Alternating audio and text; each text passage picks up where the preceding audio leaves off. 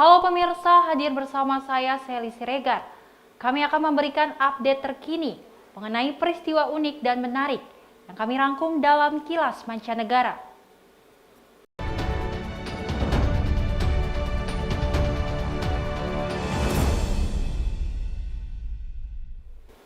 Pemirsa jatuh cinta dengan fotografi sejak SMA di Bandung. Agung Fauji Diaspora Indonesia merintis Seize the Day Fotografi. Bisnis fotografi yang mulai dilakoni sejak 2006.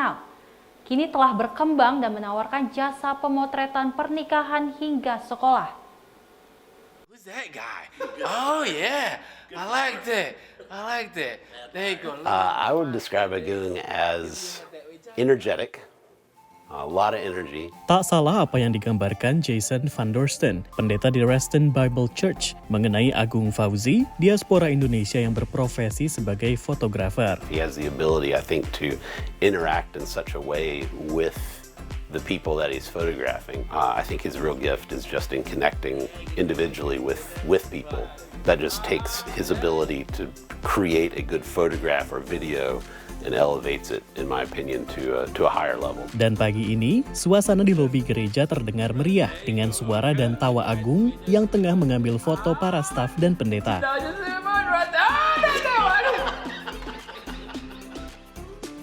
Dan biasanya kayak dialek saya, like waktu saya bahasa Inggris, itu mereka sound make them happy. Mengabadikan kebahagiaan yang terekam dalam hasil bidikan kameranya menjadi kepuasan bagi Agung yang mulai jatuh cinta dengan fotografi sejak SMA di Bandung. Karena saya bisa men-stop waktu dan rekam di gambar, dan nanti 50 tahun lagi mereka lihat, mereka bisa teringat how the moment so priceless. Setelah pindah ke Amerika, ia mulai menjadi fotografer pernikahan dan merintis Seize the Day Photography tahun 2006 di Texas. Karena setiap assignment, headshot, or family portrait, senior portrait, atau corporate event, wedding, semuanya itu have to be seize the moment. Ia pindah ke Centerville, Virginia tahun 2009 dan meneruskan bisnisnya yang menawarkan jasa foto pernikahan, foto keluarga, perusahaan, dan sekolah. Bradley Johannes, siswa SMA kelas 12 di South Riding, Virginia, mengakui foto untuk buku tahunan sekolah amatlah penting. Diakuinya, Agung dengan sabar membantu para siswa agar dapat merasa nyaman saat pengambilan foto. So, Mr. Agung was able to make it really special because he's very charismatic and he's a very kind person. He was able to make us happy when we were taking pictures, and he just came with energy and just brought the whole mood up. Walaupun biaya yang dibebankan Agung untuk kliennya tidak murah, seperti foto pernikahan yang berkisar dari 4.000 hingga 10.000, bahkan 15.000 dolar, namun Agung juga fleksibel dalam membebankan biaya pemotretan kepada klien. Straight point ya, langsung saya bilang budgetnya berapa? Budgetnya $1.000, ayo. Saya akan bantu, karena kebanyakan pengalaman saya setelah saya bantu itu, mereka akan kembali lagi. Kalau saya dari bisnis ini tidak mau jadi kaya, tapi mau jadi leave legacy. Jadinya kalau saya bisa membantu orang, akan saya bantu. Di end of the day, saya ingin mereka remember the experience. Saya waktu dipotret sama Mas Agung ini punya pengalaman yang sangat gembira. Dari Reston, Virginia, tim VOA.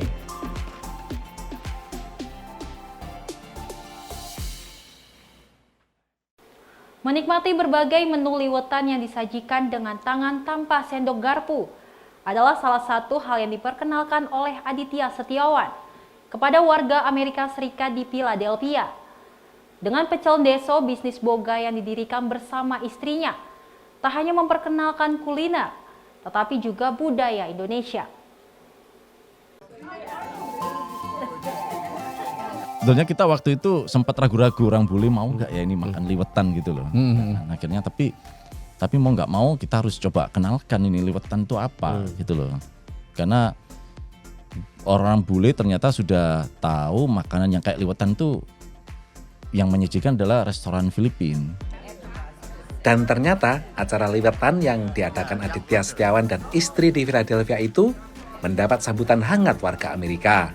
Tentu saja perlu kesabaran untuk mengajarkan mereka bagaimana makan menggunakan tangan. Gimana cara makannya? Gitu. Terus baru kita opening inilah speech kan. Kita kasih tahu bahwa ini loh, kita tuh makannya seperti ini, cuci tangan dulu. Kita siapin nih kobokan. Siapin kobokan tangan, nih cuci tangan dulu. Meskipun kalian udah cuci dulu tangan sebelum duduk, tetap ini kobokannya. Nah, cara makannya ya seperti ini. Saya bilang bukan begini. Ya, kalau ini kan Arab kan ini. Iya, Arab kan. Ya, terus pakai ini. Kalau bisa 3 nggak apa-apa, tapi kalau nggak bisa ya begini. Nah, belajar mereka akhirnya. Dari situ, akhirnya bikin mereka curious gitu. Selain menjadi pengalaman kuliner yang berkesan, acara liwetan ini membuat warga Amerika ingin belajar memasak makanan Indonesia. Kelas memasak Indonesia ini diadakan bekerja sama dengan Laura Kohn, seniman batik yang pernah tinggal di Indonesia. Mbak Irza dan Pak Aditya, teman akrab seperti saudara dan tiap tahun mereka datang dan ada cooking class di sini. Mbak Irza dia senang untuk mengajar tentang kebudayaan makanan Indonesia juga yang flavors, yang spice. She explains really beautifully. So seminggu lalu ada 30 orang makan di sini untuk cooking class sama Mbak Irza dan tiap tahun kita ganti ke gereja beda. Tahun ini itu Modernis dari Madura. Liwetan dan kelas memasak merupakan bagian dari upaya kreatif Aditya untuk menjalankan usaha kuliner pecel ndeso yang dirintis bersama istrinya. Ketika datang di Amerika tahun 2001, lelaki asal Surabaya yang sebelumnya bekerja di hotel ini melakoni pekerjaan apapun untuk bertahan hidup. Tukang bersih ikan. Tukang bersih ikan itu? Iya, nyisikin ikan, di pasar potong-potong. Iya, itu. betul. Itu gimana? Berat dari yang saya alami. Merasa di Indonesia. nelongso nggak, Mas? Nelongso. Kalau bersihin ikan kan sisik kemana-mana itu, Mas. Kadang masuk ke rambut. Meskipun kita udah pakai topi itu, nyelip-nyelip di rambut gitu. Nah. Bersama istrinya, kemudian ia bekerja di perusahaan catering. Dan akhirnya mereka mendirikan Pecel Ndeso, usaha catering yang melayani pesanan di rumah, perkantoran, dan juga ikut pasar di berbagai kota di Amerika. Lewat Pecel Ndeso, Aditya menggayuh mimpi Amerika bersama suka dukanya. Buat teman-teman ya yang di Indonesia, kita di sini susah. mungkin lebih susah dari yang di Indonesia mungkin. Memang sih dapatnya dolar, yaitu keuntungannya kita di sini dapatnya dolar, ya kan. Tapi tetaplah every dollar itu counts. Jadi every dollar itu kita benar-benar peres keringet ini. Dari Philadelphia, Supriyono, Rere Wahyudi, Alan Burhanan, VOA. Banyak anak era digital di Amerika Serikat yang terbiasa mengetik di komputer. Belum tentu bisa menulis dan membaca tulisan sambung. Ini menguatkan desakan mengembalikan pengajaran tulisan sambung sejak SD. Sebuah sekolah dekat Los Angeles bahkan mulai mengajarkan kelas menulis ini sebelum Pemda mewajibkannya. Tulisan kursif alias tulisan sambung atau tulisan Latin semakin asing bagi anak era komputer. Ini membuat mereka tak bisa membaca dokumen-dokumen bersejarah. I do know what the U.S. Constitution is, but I don't know how to read it. I told you, the Constitution in our library, it's handwritten in cursive. So if you can't read those pieces of history without somebody translating it for you, I find that to be kind of sad too. So I just want my students to have that choice. Pamela Keller adalah guru sebuah SD di kota Fullerton, negara bagian California, tak jauh dari Los Angeles. Ia mengajar siswa kelas 4 hingga 6 untuk menulis sambung. A lot of my students will say, oh, it's too hard to write in cursive. And so we tell them, well, it's going to make you smarter. It's going to make some connections in your brain. And it's going to help you move to the next level. And then they get excited. Because I just feel like it's this fancier how to write, and it's just like fun to learn, like new letters. Sejumlah penelitian mendukung argumen bahwa tulisan tangan ikut memicu kecerdasan anak dibandingkan mengetik di keyboard komputer. Riset oleh peneliti Norwegia pada 2020 misalnya menemukan kelebihan menulis dengan tangan bila pun sang anak menggunakan bolpen elektronik atau layar tablet. You're using different neural networks when you're doing cursive rather than printing, and so it's creating those pathways in your brain. It also helps, I would say, with the retention of information, how letters are formed. As you're creating the letter, you're thinking about what is the sound that letter makes and how does it connect to the next letter and what are those two sounds together. Mulai Januari 2024, perundangan di negara bagian California kembali mengharuskan pengajaran tulisan sambung bagi siswa SD. The language in the bill was pretty narrow, just saying that students would be introduced and exposed to cursive writing between the ages of 1st through 6th grade. The hope of the legislation is that by the time students leave 6th grade, they would be able to read and write it. California menjadi negara bagian ke-23 di Amerika yang mewajibkan pengajaran tulisan kursif. Menurut mycursive.com, penggalak tulisan sambung. Pengajaran tulisan kursif alias tulisan sambung menghilang dari sekolah dasar di Amerika Serikat bersamaan dengan masuknya tablet serta komputer ke ruang kelas. Tapi bersamaan dengan itu, sejumlah penelitian menunjukkan kemampuan baca siswa SD di Amerika akhirnya tertinggal dibandingkan negara seperti Singapura dan Jepang. Dari Washington DC, saya Nova Purwadi dan tim VOA. Pemirsa, rasa kesepian disebut ahli medis sebagai sebuah epidemi yang diperparah saat pandemi COVID-19.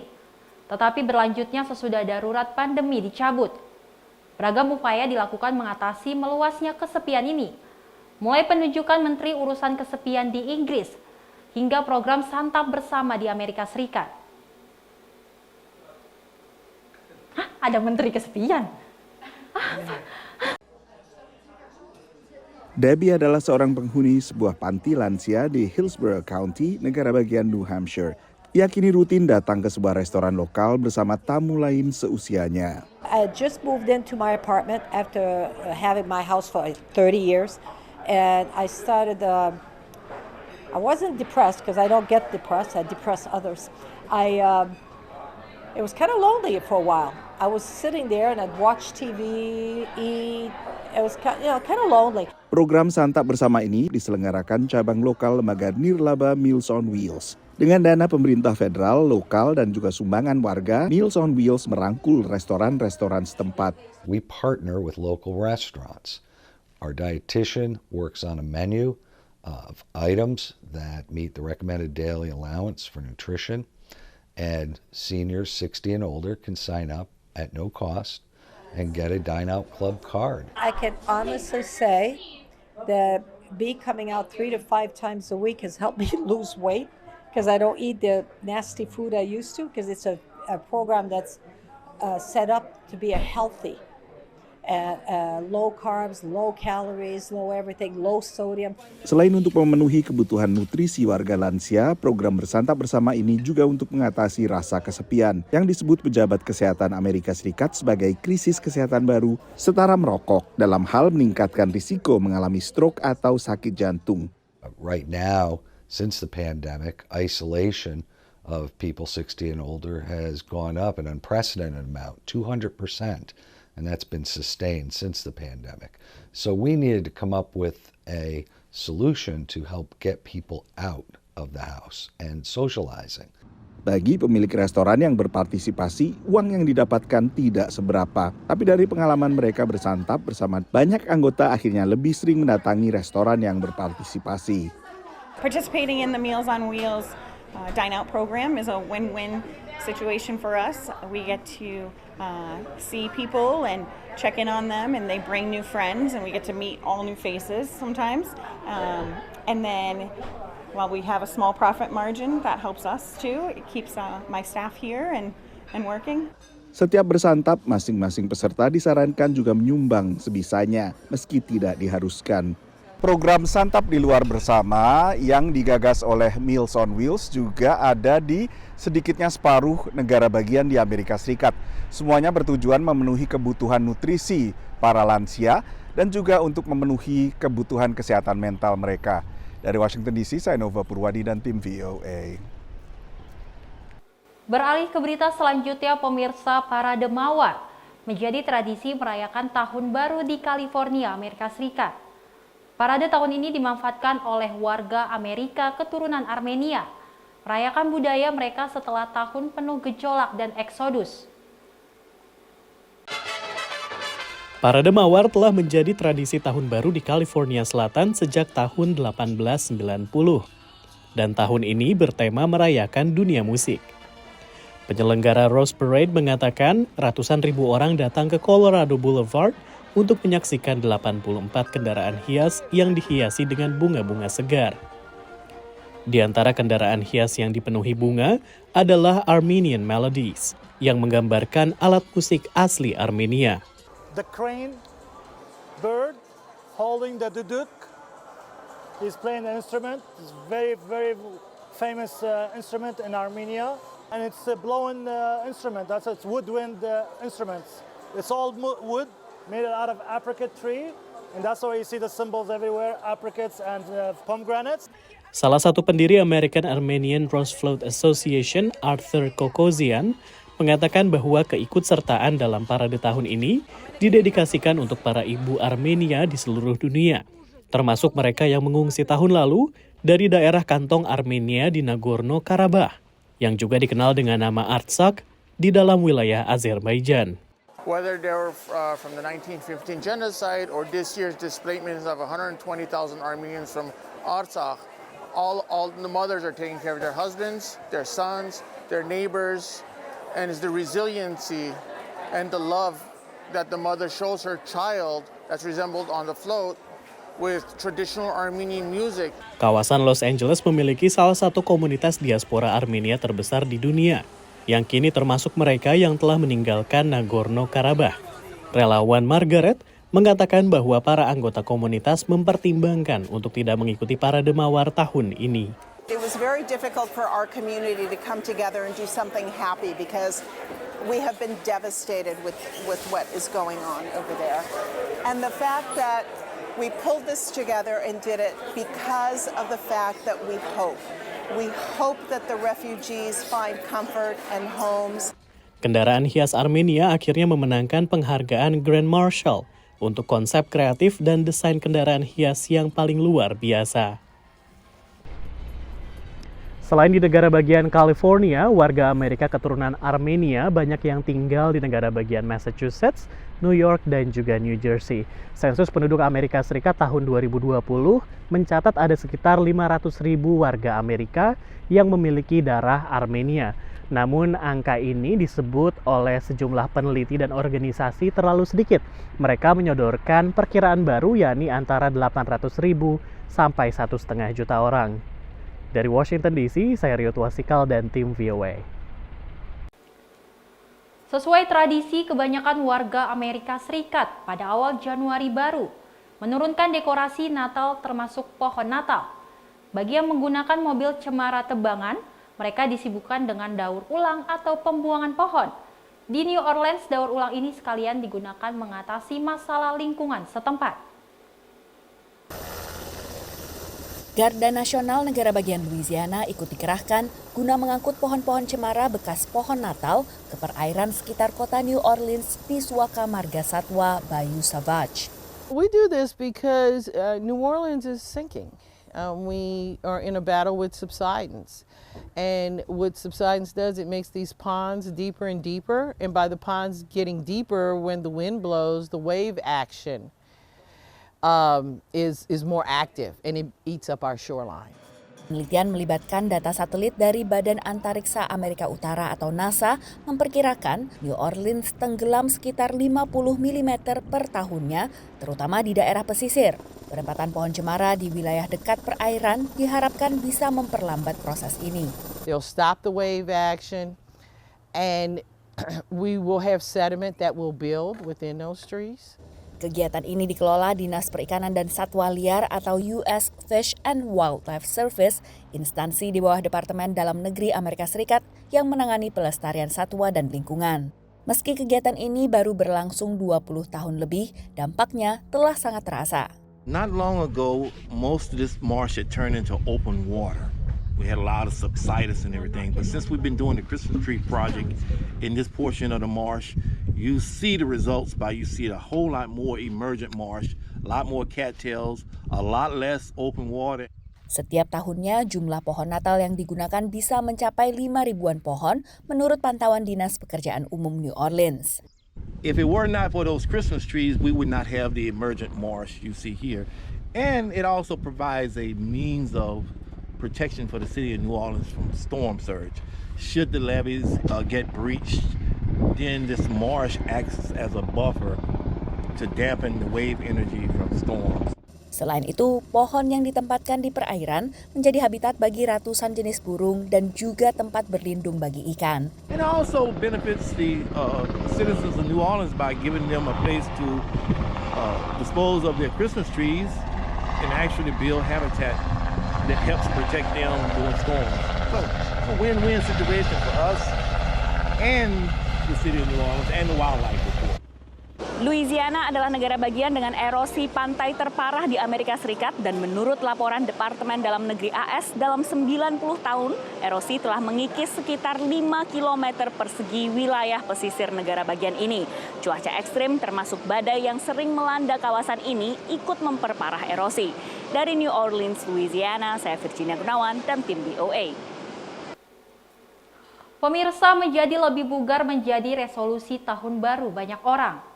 Kisah nenek 72 tahun atlet angkat besi yang bisa melakukan deadlift 100 kg ini dapat menjadi inspirasi bagi Anda.